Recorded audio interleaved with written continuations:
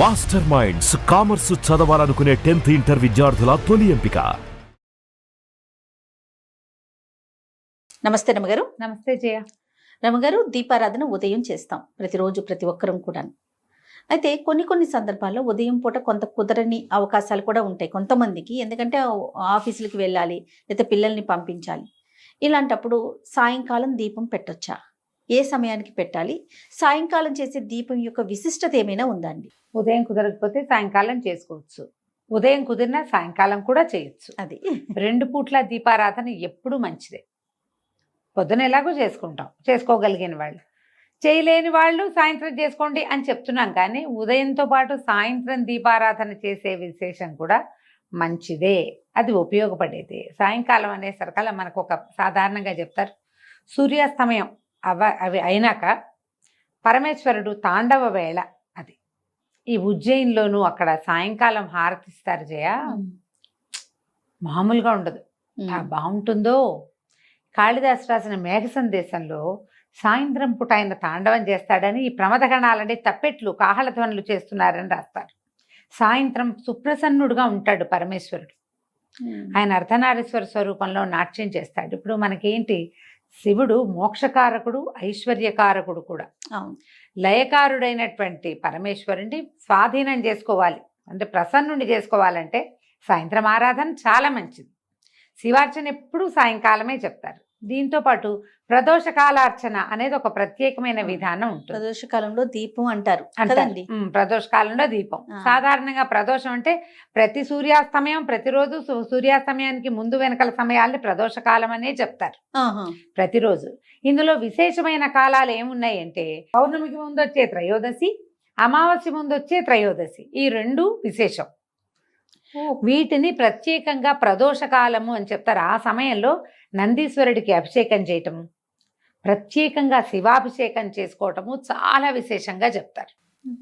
ఈ నందీశ్వర అభిషేకం చేస్తే ఏం జరిగిందో మనకి తెలియని పాపాలు కొన్ని ఉంటాయి చూడు, అవి పోతాయి. ఏదో జరిగింది మన వల్ల, అదేదో మనకి తెలీదు, ఏదో మనని పట్టి పీడిస్తూ ఉంటుంది. దేనివల్ల మనకి సమస్యలు వస్తున్నాయో అర్థం కానిదా సమస్యల నుంచి బయటపడాలంటే ప్రదోషకాలంలో ఈశ్వరాభిషేకం కానీ నందీశ్వరాభిషేకం కానీ విశేషంగా చెప్పబడతాయి. చాలా గొప్పవి అవి, చాలా అద్భుతమైన ప్రయోజనాన్ని ఇస్తాయి. మన జీవితంలో పెనుమార్పుకి కారణం అవుతుంది ఆ అర్చన. అంత విశేషమైంది ప్రదోషకాలం, అంత గొప్పది. ఇప్పుడు నిత్యము ప్రదోషం అంటే సూర్యాస్తమయం వెళ్ళాక 1 గంట, గంటన్నర పాట భేదాలు ఉన్నాయి. కొంతమంది ½ అన్ అవరే అంటారు, కొంతమంది 2.5 గంటలు అంటారు. ఏదైనా సరే సూర్యాస్తమయం అయ్యాక దీపారాధన చేసుకోండి. మరి 8, 9 చేసేయద్దు, 7 గంటల లోపల చేసుకోండి. రాత్రి అయిపోయి సాయం సంధ్య, ఈ సాయం సంధ్యలో సూర్యుడు వెళ్ళాక విశేషం. వెళ్ళాక సూర్యాస్తమయం అయ్యాక అప్పుడు మీరు ఏదైనా చదువుకోవచ్చు, ఏదైనా చెప్పుకోవచ్చు. ఉదయకాలం ఏం చదివారు, ఏం చేశారో కానీ సాయంత్రం ఏదైనా శివ సంబంధమైన స్తోత్రాలు బోల్డన్ ఉన్నాయి కదా మనకి. విశ్వనాథాష్టకం అని, శివాష్టకం అని, శివమానస పూజని ఏదైనా చేసుకోవచ్చు.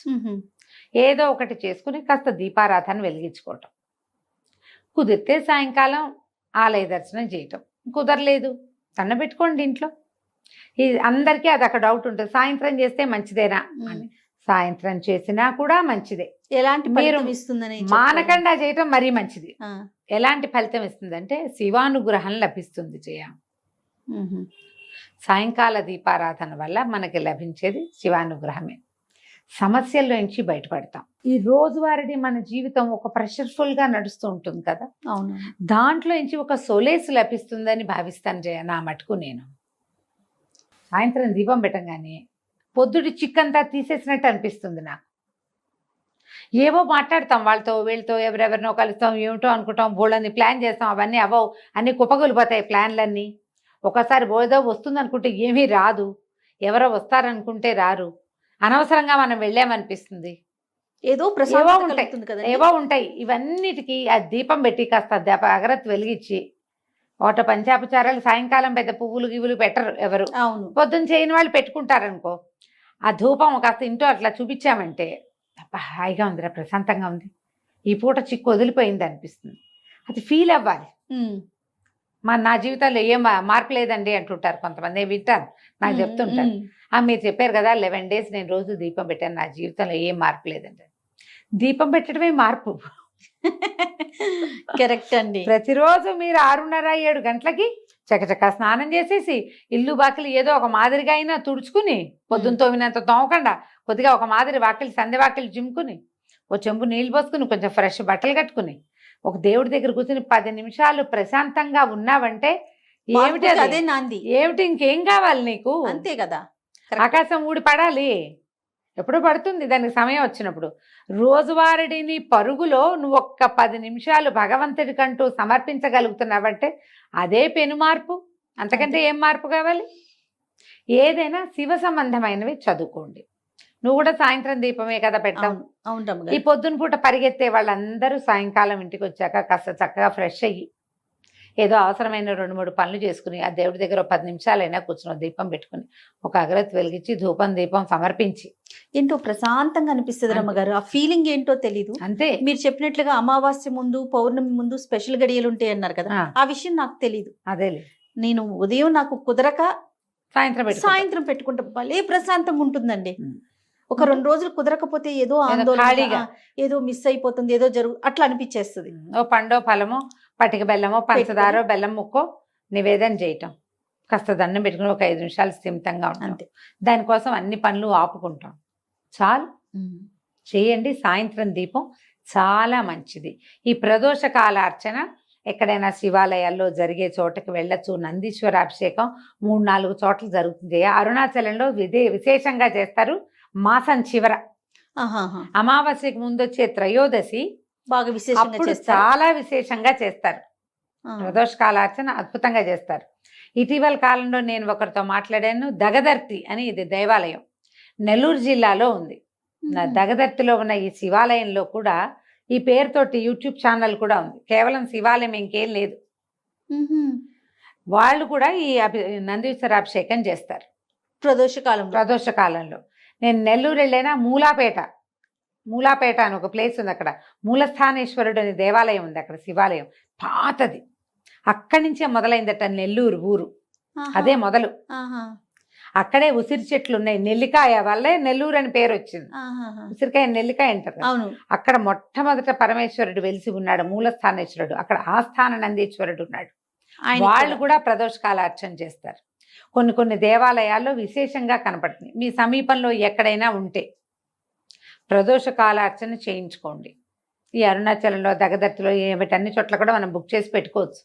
గోత్రనామాలు పంపిస్తే అర్చన చేస్తారు. అవకాశం ఉన్నప్పుడు ఒకసారి వెళ్ళి దగ్గరుండి ఆ నందీశ్వరుడికి చేసే అభిషేకాన్ని చూడొచ్చు కంటితోటి. ఇది విశేషమైనది. నువ్వు ఎందుకు అడిగావో సాయంకాల దీపం, దాంట్లో మనం ప్రదోష కాలాన్ని కూడా కలుపుతున్నాం. అవునండి. ఇప్పుడు మీరు సాయంత్రం పెట్టే దీపాన్ని ప్రదోష దీపం అనొచ్చు. మీరు రోజు పెడతారు, ఆటోమేటిక్ గా త్రయోదశులు 2 కవర్ అయిపోతాయి. అవును కదా, తెలియకుండానే ఆ రోజులు కవర్ అయిపోతాయి. ఏదైనా మానేసే పరిస్థితి, మీరు బయటకు వెళ్ళే పరిస్థితి ఉంటే ఈ డేట్ చూసుకోండి. ఓకే, అమావాస్యకి ముందు పౌర్ణమికి ముందు రమ్మగారు. ఇవి 2 విశేషమైనవి. పెట్టుకోండి జాగ్రత్తగా. శివ సంబంధమైనది ఏ స్తోత్రం మీరు చదువుకున్నా కూడా మీకు అద్భుత ఫలితం. అంటే జయ, బ్రహ్మాండం ఊడి పడదు. అంతే కదండి. 2 పాయింట్లు ఉంటాయి వీటిలలో ఎప్పుడు కూడా. నీకు కావాల్సింది కాదు, రావాల్సింది వచ్చేస్తుంది. 1. 2ది, నీ మీద పడాల్సిన పెద్ద బండరాయి చిన్న రాయి అవుతుంది. ఎప్పుడో ఒకసారి రేర్గా ఈ రాయి తొలగిపోవచ్చు కూడా, పక్కన పడచ్చు కూడా. బండపడ్డానికి మనం ప్రిపేర్ అవ్వక్కర్ల, పడిపోతుంది ఎట్లాగో. నీ ప్రిపరేషన్ ఏం అక్కర్లేదండి, అది జరిగిపోతుంది. ఆ జరగాల్సిన భయంకరమైన పరిస్థితుల్లోంచి నువ్వు ఒక మాదిరి స్థితిలోకి మారగలుగుతావు ఈ అర్చనలు వాటి వల్ల. ఈ పాజిటివ్ ఎనర్జీ వల్ల మనం కొంత తప్పించుకుంటాం. అదే కదా మనకు కావాల్సింది, అదే కదండి కదా. ఇది చాలు కదా మరి. కాబట్టి ఈ రకంగా ముందుకెళ్ళండి. చాలా సంతోషం రమ్మగారు. నమస్తే. నమస్తే.